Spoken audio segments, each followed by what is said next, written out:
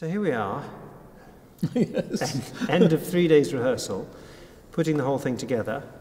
You and me planning for a year, really, since we'd finished recording the Striggio, 40-part mass.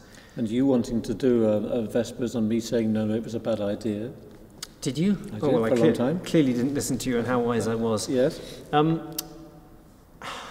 How's it sounding out there is the obvious one. Well, it's sounding wonderful, is the obvious answer, but the great revelation for me is not the obvious things, it's how incredibly good the Viadana is.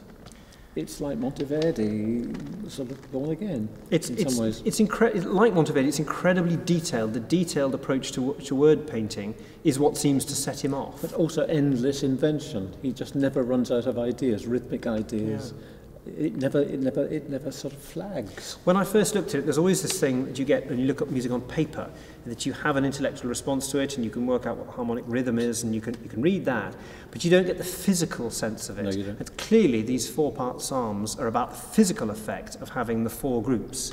A lot of the time it feels like 2 groups with different colours. You've got the soloists and then you've got everything else that comes around them. And I've taken a few liberties in that I've kept the instrumental choirs, the high choir and the low choir, coming in and out, because it's the change in texture that is interesting. It's not as if he's writing for choirs 1 and 2, and then 3 and 4, and then 3 and 1, as Striggio did 50 years previously. Yeah. It's rather more limited in that sense. But it's the basic movement behind it and the drama behind it is very strong.